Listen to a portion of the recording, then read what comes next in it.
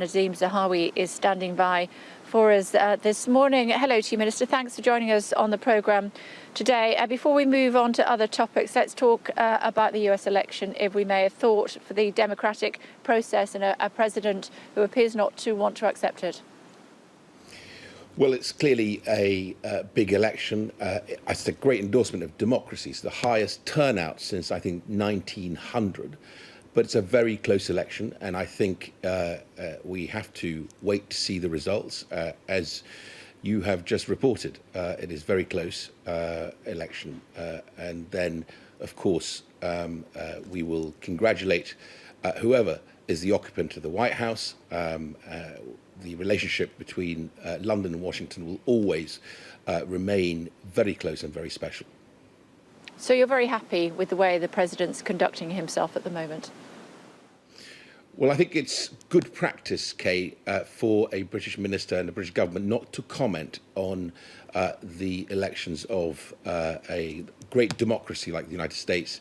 And I think the important thing is for us to wait for the outcome of this closely contested election. And I think it's only wise, I hope you agree, that the British government congratulates the winner when that outcome is clear. No, I don't agree. I want to put it to you that Twitter is censoring the President of the United States of America for misleading content.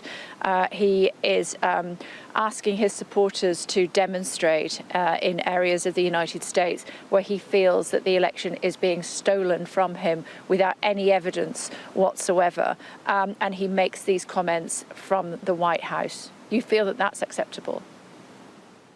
Well, as I said, I think it's unwise for a British minister or a British government to comment on a live election that is closely contested in a great democracy like the United States. The one thing I would say is, of course, the United States has very robust institutions and have always, even in the most difficult, closely contested elections like the 2000 election, have actually reached an outcome that works and actually delivers a message to the world that democracy works. Yeah, I'm not really asking you about the election or commenting on the election. I'm asking you to comment on the behaviour of the president. Well, you will again, forgive me, I will not comment on a live election between two excellent candidates in a very closely fought contest. That at the moment the outcome is unclear, and until we have all the facts before us, it would be unwise for a British minister to comment on the great democratic process of the United States of America. OK, let's talk about the furlough scheme at home, should we? And the latest that we've been hearing from the Chancellor overnight.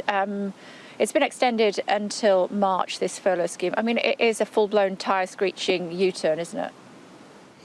Well, look, the important thing is to always remain close to what is happening in the economy. I'm the business and industry minister, and the British Chambers of Commerce, who I was speaking to 2 days ago, were quite rightly reminding me that businesses wanted certainty and therefore wanted much more clarity on furlough. And it's exactly what Rishi's done. He's responded to that. And I think Rishi's to be commended for basically being able to flex the interventions we're making as this virus is being fought in each and every part of the country.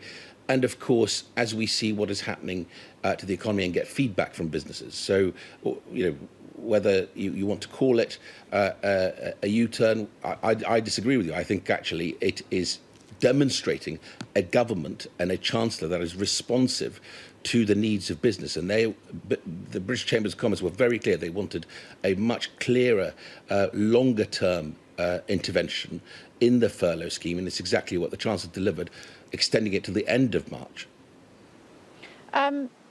Why didn't it happen when Northern leaders wanted it? Well, when we were in negotiations with Steve Rotheram in Liverpool, and I pay tribute to him, and he very quickly went into Tier 3, and actually we've seen the numbers come down in cases by about 50% there. And with other Northern leaders, we were taking the regional approach to dealing with the virus. Now that we have decided that we needed a further intervention of this additional 4 weeks of lockdown to really bear down on the virus, then the Chancellor quite rightly consulted and did the right thing to extend furlough. By the way, furlough is available to Wales and to other regions up until the end of October anyway. Yeah, you are spending billions keeping people in jobs that won't exist come March. What happened to the comments made by you and many of your colleagues during the process of the last few weeks when you've been on my programme, saying that you're focusing on viable jobs? Well, first of all, when the situation changed and we have clearly had to go further in our interventions because the virus was beginning to spike, you heard Simon Stevens yesterday talk about hospitalisation going up from 2,600 to over 12,000 people in hospital. And in some areas, the ventilator beds are beginning to come under pressure.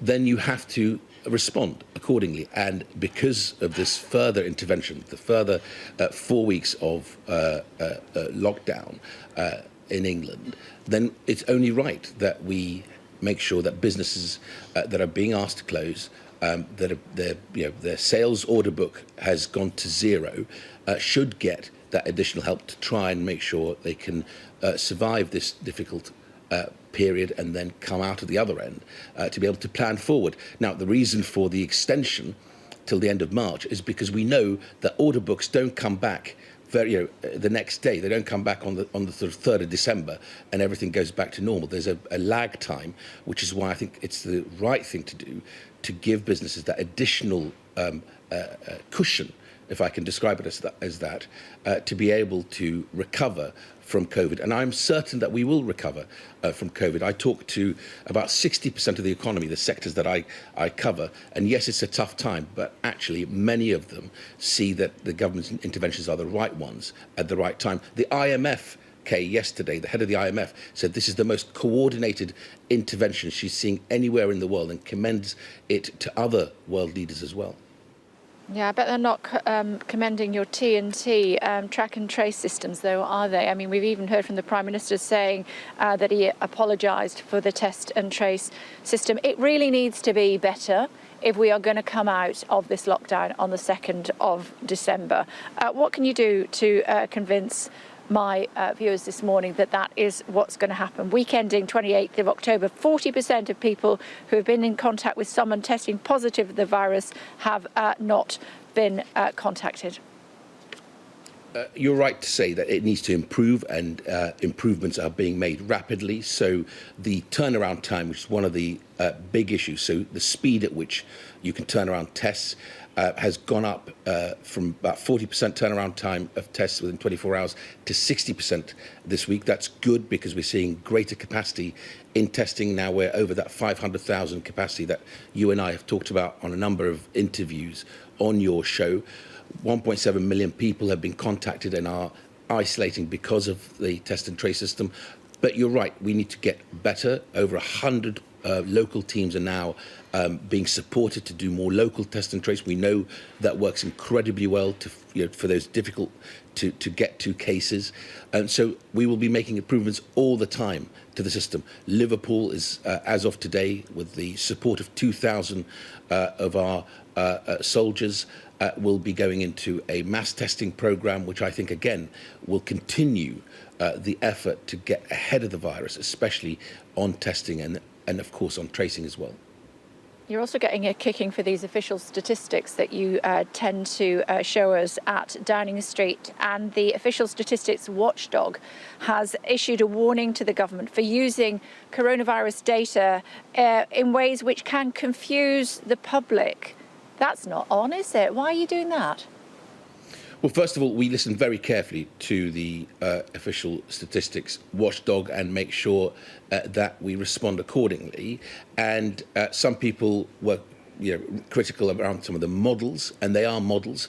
The important thing to remember, Kay, is the clarity with which Simon Stevens, the head of NHS England, demonstrated not modelling, not forecasts, but real numbers of people in hospitals with COVID going up from 2,600 a month ago to over 12,000 this month. That is irrefutable. So the difficulty we've had, which is why we've had to take this really hard decision, it doesn't sit easy with the business and industry minister to have to ask businesses to close their doors to trade, is because we were seeing that in some parts of the country, the NHS was beginning to reach a stage where they would have to make really awful choices, morally awful choices of who to put on a ventilator if they run out of ventilator capacity, which is why we've had to make these interventions. So I take on board what the official statistics watchdog says, and we will always strive to improve our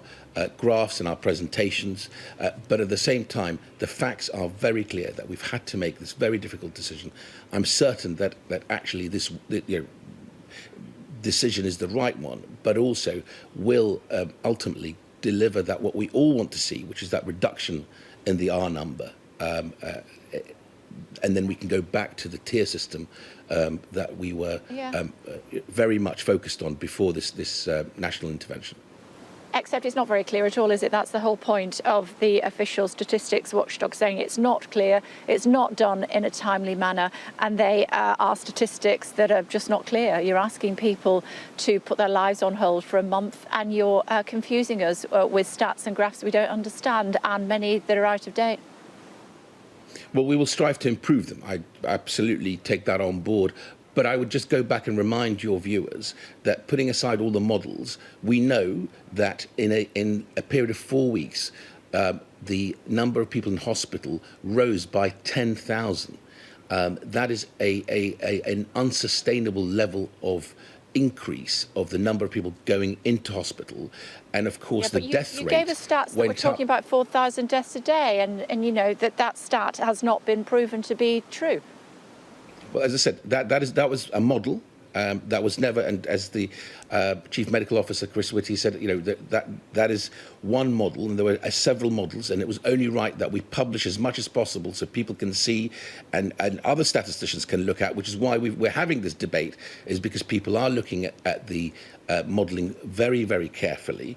But actually, putting aside all the modelling, the real numbers of real people in hospital suffering with COVID, a number of them, hundreds of them now dying, from about 50 deaths a day, we're now at an average of about 300 deaths a day. That is far too high, and actually the right thing to do is to make this intervention. I am certain the British people understand that, and actually their behaviour overall has been incredibly positive. To see people in Liverpool and in Nottingham, the case rates have already come down by 50% in Liverpool, 60% in Nottingham, since they introduced the Tier 3 measures. So people are behaving in a really positive way to make sure that we get this virus under control so that we can come out of these interventions on the 2nd of December. Minister, always a pleasure. Thanks very much indeed for joining us this morning. Great to see you.